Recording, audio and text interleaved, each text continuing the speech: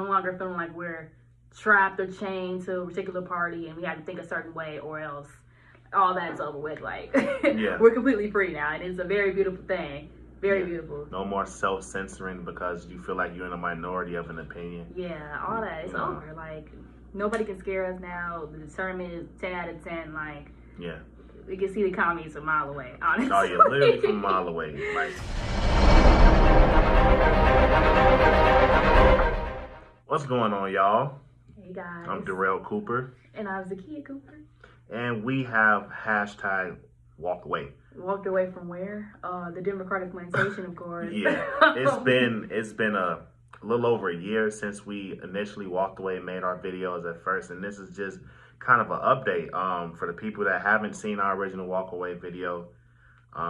It started, or our story particularly started when we were dating, and she moved into a dorm style apartment, 2-room shared bathroom, and they put a biological man in the room next to her to share a bathroom with her. And from that point on, we just like this ain't right. This ain't right.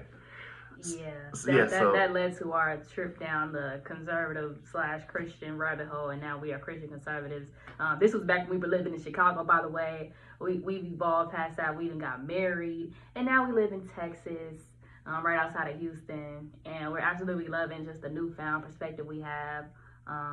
No longer feeling like we're trapped or chained to a particular party and we have to think a certain way or else all that's over with. Like, We're completely free now, and it's a very beautiful thing.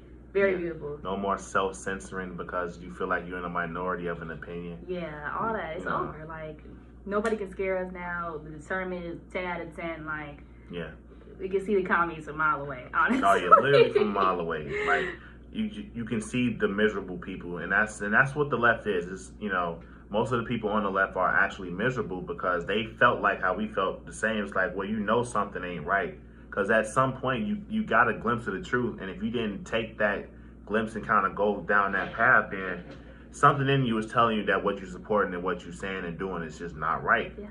It's not right. Like, if somebody has a difference of opinion of you shouldn't be attacking them. You shouldn't be verbally assaulting them and calling them names and stuff, and ostracizing them, trying to get them fired from their job and stuff like that. It just should not be happening. And this is from the party of love, inclusion, and diversity and stuff. But there's no diversity in thought, no real love, and they're not including anybody else besides who's a staunch Democrat. Yep, and that's the bottom line. That is the bottom line. And so it's just so freeing to not be. It just feel like I said before, trapped.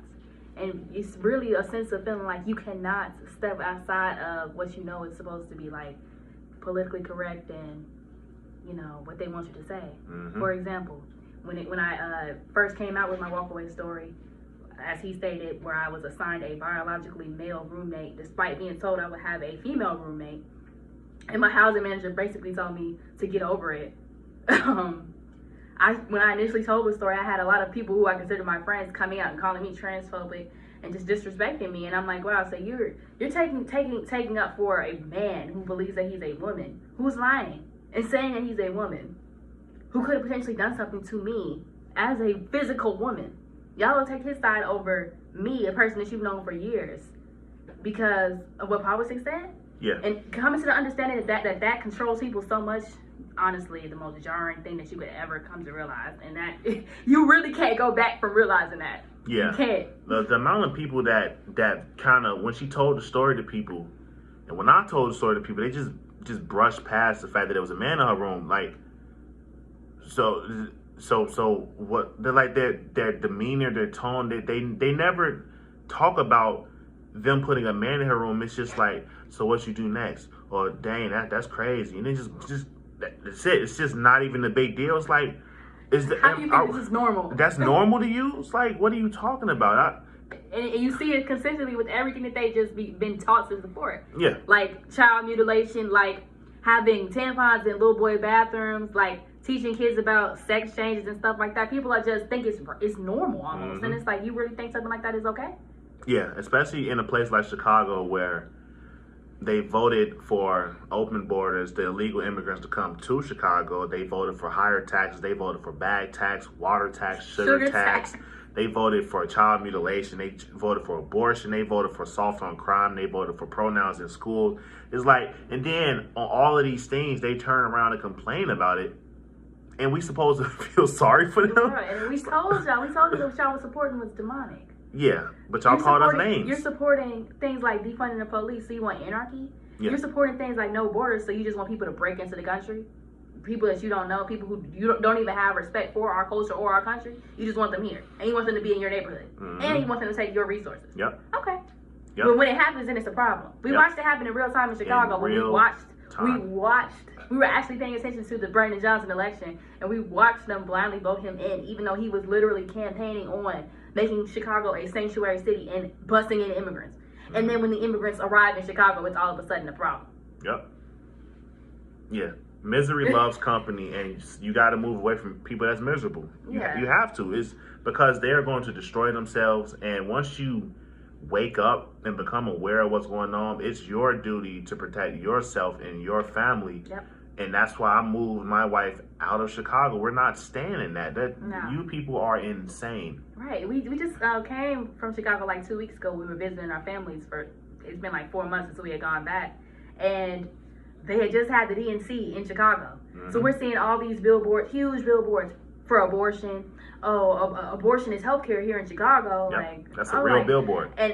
But here in Texas, it's such a jarring difference. You don't see those type of billboards around here. Abortion's not even legal here. Yeah. So just going back to Chicago and seeing it is like, wow, it's night and day. Yeah, it's literally night and day. Like the emphasis they have on family down, they have expected mother parking and stuff. I've never seen that in Chicago. Yeah. Like just little stuff like that where they prioritize family over Satan, or I don't know. Well, the opposite of family. Yeah, death. I mean, death and destruction and damnation, decadence, all of that good stuff that you get in Chicago is a complete culture difference. But people don't even want to see the other side. They wouldn't come to Texas to stay and live because the Republicans are racist. Yeah. So them white people before we moved to Texas, them people told us black people don't got the same rights down there as white people. I said, what? Don't go down there and get lynched, y'all. They told us this in 2024. Guys. This year they told us, we're like, what are you talking about? But when we were in Chicago on King Drive and they were shooting outside of our house and we're posting about it, we were literally recording a YouTube video and caught gunfire on camera. And we posted about it.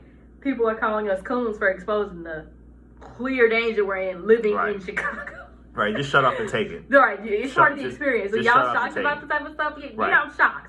Yeah, I don't feel like my life should be in danger in my home. Is that not a normal thing? I'm not in a third world country. I could have sworn this was supposed to be a good country. Supposed to be. Yeah, but it's just the culture. So. Yeah, so when stuff like that starts happening, that it's supposed to force you to kind of reassess your situation and see, well, am I at fault or am I in the right? And once you realize that I'm in the right, you have a choice to make. You can either sit there and be complacent in it, or you can walk away. And the strong people walk away. The righteous people walk away. The people that have courage walk away. It takes courage to stand alone. Yeah. You know, broad is the road to destruction. The salvation is a narrow path. Jesus didn't say this for no reason. So in order to actually live in peace and do what you need to do with your life, you have to separate yourself from miserable people. And these people are going to keep doing the same thing over. They're going to keep complaining, then they're going to turn around and do it again, because the second that Brandon Johnson runs against another white man, you know what's going to happen. They're just going to call him racist, and Brandon's going to get another term because he's going to pull a Kamala. He's going to start pulling Trump policies. Yeah. And then you're going to elect him again. Yeah. Just from watching, we watched the debate last night between Kamala and Trump, and just watching in real time how the media is siding with Kamala Harris before our eyes, and people aren't even seeing that. People we know don't see that. They don't see it at all. It's insane. It's honestly insane. Yeah. How are we living on the same earth and watching the same thing? Yeah. So it's crazy, but again, we're just so happy to have escaped the Democratic Plantation. Okay, I'll never be back. I have no desire to go back. The way that Democrats have talked to us online is absolutely crazy. Yeah. Follow me on Twitter at locked in with Zaza. You can see all the tweets I share of just people disrespecting us. Mm-hmm. What's your Twitter? Follow me on Twitter at ChooChooBeats. You can see the disrespect from both sides, coming at all angles. And we appreciate the support that we've been getting up until this point. Y'all make walking away so much better, so much easier. God bless y'all, and thank you. For more great videos, download the WalkAway Social app at walkawaysocial.com. Share your testimonial and join our community.